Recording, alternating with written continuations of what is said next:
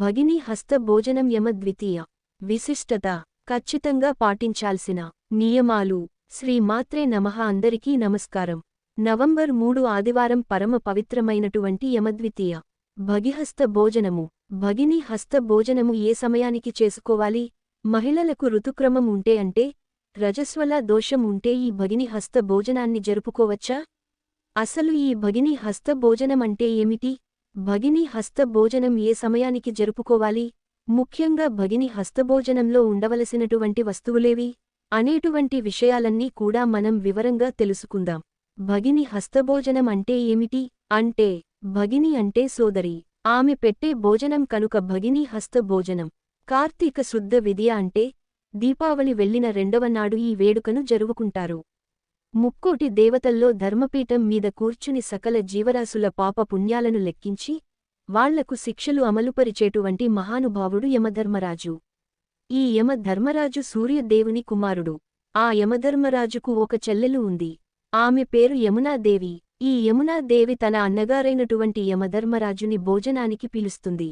కాని యమధర్మరాజు నరకలోకంలో మానవుల పాప పుణ్యాలు లెక్కిస్తూ వాళ్లకు శిక్షలు అమలు చేస్తూ చాలా హడావిడిగా ఉంటాడు. ఒకసారి యమధర్మరాజు నా చెల్లెలు చాలాసార్లు పిలిచింది. ఒకసారి వెళ్లి నా చెల్లెల్ని పలకరించి భోంచేసుకుని వస్తానని తన పరివారాన్ని తీసుకుని యమునాదేవి ఇంటికి వస్తాడు. అలా యమధర్మరాజు తన చెల్లెలి ఇంటికి భోజనం చేయడానికి వచ్చినటువంటి రోజే ఈ కార్తీకమాసంలో రెండవ రోజు యమద్వితీయ. యమధర్మరాజు రాగానే యమునాదేవికి చాలా సంతోషం కలిగింది. అన్నగారు ఇంట్లోకి వచ్చిన తక్షణమే చక్కగా అన్నగారికి కాళ్లు కడిగి గంధ కుంకుమ అక్షతలతో పూజించి అన్నగారికి హారతి ఇచ్చి పీటమీద కూర్చోబెట్టి అరిటాకు వేసి ఉసిరికాయ పచ్చడి, ఉసిరికాయతో చేస్తున్నటువంటి ఊరగాయని వడ్డించి పంచభక్ష పరమాన్నాలు యమధర్మరాజుకు భోజనంగా వడ్డిస్తుంది. అన్న తింటూ ఉంటే చిరునవ్వులతో చూస్తూ ఇలా అంటుంది, అన్న ఎప్పుడు కూడా నరకంలో పాపులకు శిక్షలు వేసి అలసిపోయావు. ఈరోజు అంతా మా ఇంట్లోనే ఉండాలి అంటుంది. దానికి యమధర్మరాజు అలాగే తల్లి అని చెప్పి చక్కగా భోంచేసి తాంబూలం వేసుకుని చెల్లెలి ఇంట్లో చిన్ననాటి జ్ఞాపకాలు అన్నీ కూడా చెప్పుకుని సంతోషంగా ఉంటాడు. అప్పుడు చెల్లెల్ని అడుగుతాడు, ఏదైనా వరం కోరుకో తల్లి అంటాడు. అప్పుడు యమునాదేవి అంటుంది, నాకేం కావాలి అన్నయ్యా, నువ్వు ఎప్పుడు ఆయురారోగ్యాలతో సంతోషంగా ఉంటే నాకు అంతే చాలు అంటుంది. పర్వాలేదు, ఏదైనా ఒక వరం అడుగుతల్లి ఇస్తానంటే అప్పుడు యమునాదేవి అడుగుతుంది, అయితే ప్రతి సంవత్సరం కూడా నువ్వు ఈ యమద్వితీయ రోజు మా ఇంటికి వచ్చి చక్కగా భోజనం చేసి వెళ్ళాలి అంటే అప్పుడు యమధర్మరాజుని నిస్వార్థమైనటువంటి కోరికను తప్పకుండా తీరుస్తాను తల్లి. ప్రతి సంవత్సరము యమద్వితీయ రోజు నేను మీ ఇంటికి వచ్చి అంటే చెల్లెలి ఇంటికి వచ్చి చక్కగా భోజనం తిని ఆ రోజంతా నీతోనే గడిపి వెళతాను అని వరం ఇస్తాడు. అంతేకాదు యమద్వితీయ రోజు ప్రతి అన్న కూడా చెల్లెలు ఇంటికి వెళ్లి చెల్లెలు యొక్క యోగక్షేమాన్ని కనుక్కొని చక్కగా భోజనం తిని చెల్లెళ్లకు ఏదో ఒక బహుమానం ఏ అన్న అయితే ఇచ్చి వస్తాడో వాళ్లకు అపమృత్యు దోషాలు ఉండవు. వాళ్లు నిండు నూరేళ్లు ఆయురారోగ్యాలతో సంతోషంగా ఉంటారు. వాళ్ల చెల్లెలికి కూడా దీర్ఘసుమంగళీ భాగ్యం కలుగుతుందని ఆ యమధర్మరాజు ఆశీర్వాదం ఇస్తాడు. అపమృత్యు దోషం అంటే ఏమిటి? అంటే ఆయుష్షు పూర్తి కాకుండానే వాహన ప్రమాదాల్లో మరణించడం, అనారోగ్య సమస్యల చేత మరణించడం, గుండిపోటుతో మరణించడం ఇవన్నీ కూడా అకాల మృత్యులు. కాబట్టి అకాల మృత్యు దోషాలు తొలగిపోవాలంటే ప్రతి పురుషుడు కూడా యమద్వితీయ రోజు వెళ్లి సోదరి ఇంట్లో భోంచేయాలి అని యమధర్మరాజే మనకు పురాణాల్లో చెప్పి ఉన్నాడు. కాబట్టి ప్రతి పురుషుడు కూడా యమద్వితీయ రోజు ఇంట్లో భోజనం తినకూడదు. సొంత ఇంట్లో భోజనం నిషిద్ధము. చెల్లి ఇంటికి వెళ్లి తప్పకుండా భోజనం చేయాలి. చెల్లెలు లేకపోతే అక్క ఉంటే అక్క ఇంటికి వెళ్లినా భోజనం తినవచ్చు. అక్క లేదు చెల్లెలు లేదు అనేవారు మీ బంధువుల్లో చెల్లెలు వరస అయ్యేవారు ఉంటారు కదా, వారి ఇంటికి వెళ్లవచ్చు. అలా కూడా ఎవరూ లేరు అంటే మీకు స్నేహితుడు ఉంటాడు కదా, ఆ స్నేహితుని భార్యని చెల్లెలుగా భావించి వాళ్ళింటికి వెళ్లి చక్కగా భోజనం తిని ఆవిడకు కాస్త పసుపు కుంకుమ గాజులు ఒక చీర కొనివ్వండి. అపమృత్యు దోషాలు పూర్తిగా తొలగిపోతాయి.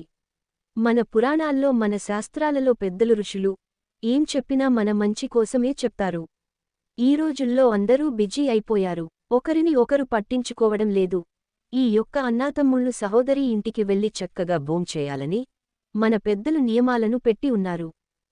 అన్నా చెల్లెలు పండగ అంటే వెంటనే మనము రాఖీ పండుగ అనుకుంటాం. కాని అసలైన అన్నాచెల్లెళ్ల పండుగ అంటే ఈ భగినీ హస్త భోజనమే.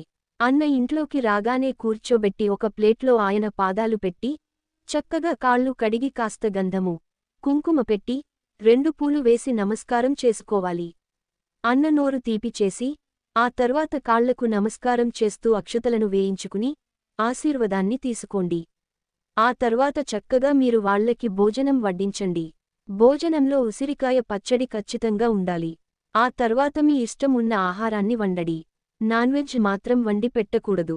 తమ్ముడు ఉంటే తమ్ముడికి చక్కగా కుంకుమ బొట్టు పెట్టి మీరు అక్షతలు వేసి ఆశీర్వాదం చేయండి. పుట్టింటి వారికి మెట్టనింటి వారికి ఇద్దరికీ కూడా ఆ యొక్క యమధర్మరాజు అనుగ్రహం చేత అపమృత్యు దోషాలు తొలగిపోతాయి. ఆయురారోగ్యాలు సకల సంపదలు కూడా కలుగుతాయి. ఇది పరమ సత్యం. ఒకవేళ స్త్రీలు రజస్వల దోషములు ఉంటే ఏం చేయాలి? అప్పుడు కూడా అన్న తమ్ముడిని పిలిచి భోజనం పెట్టవచ్చా అంటే పెట్టకూడదు. ఒక స్వీట్ బాక్స్ తెప్పించి వారు రాగానే కాళ్ళు కడుక్కుని వచ్చి కూర్చోండి అని చెప్పి స్వీట్ తీసుకొని తిను అన్నయ్య అని చెప్పండి. మళ్ళీ ఈ కార్తీకమాసంలో ఏదో ఒక రోజు పిలిచి చక్కగా వారిని ఇంటికి పిలిచి భోజనం వండి పెట్టండి. యమ ద్వితీయ నవంబర్ 3వ తారీఖు ఆదివారం వచ్చింది. అందరికీ సెలవు ఉంటుంది కదా, తప్పకుండా మీ అన్నను మీ తమ్ముని ఫోన్ చేసి మీరే ఆహ్వానించండి. అన్నని తమ్ముడిని ఏ సమయంలో ఇంటికి ఆహ్వానించి భగిని హస్త భోజనం వడ్డించాలి అంటే ఉదయం నిద్ర లేచి మీరు ఇంట్లో మొదట పూజ చేసుకోండి. ఆ తర్వాత చక్కగా అన్నాతమ్ముడు ఎవరొచ్చినా కూడా వాళ్లకి మీరు చక్కగా భోజనం చేసి పెట్టవచ్చు. ఉదయం కుదరకపోతే రాత్రి అయినా చేసి పెట్టవచ్చు. ఇప్పుడు అన్నకు 2 చెల్లెళ్ళు లేకపోతే 3 చెల్లెళ్ళు ఉన్నారు అనుకోండి. కుదిరితే అందరి ఇళ్లకు వెళ్లి భోజనం చేసి రండి. లేదంటే కనీసం ఒక్కరి ఇంట్లో అయినా భోజనం చేయండి. ఈ భగిని హస్త భోజనాన్ని ఎవరైతే జరుపుకుంటారో వాళ్లకు యమధర్మరాజు యొక్క అనుగ్రహం చేత అకాల మృత్యు దోషాలు తొలగిపోతాయి. ఈ యమ ద్వితీయ భగిని హస్త భోజనాన్ని ఎవరైతే జరుపుకుంటారో వాళ్ల కుటుంబాలు పిల్లాపాపలతో ఆయురారోగ్యాలతో జీవితాంతము సంతోషంగా ఉంటారు అని సాక్షాత్తు ఆ యమధర్మరాజే వరమిచ్చారట. ఈ వీడియో గనుక నీకు నచ్చినట్లయితే లైక్ చేసి మీ ఫ్రెండ్స్కి షేర్ చేయండి. అలాగే ఇలాంటి మరిన్ని కొత్త వీడియోస్ కోసం నా ఛానల్ని సబ్స్క్రైబ్ చేసుకోండి. Thank you for watching.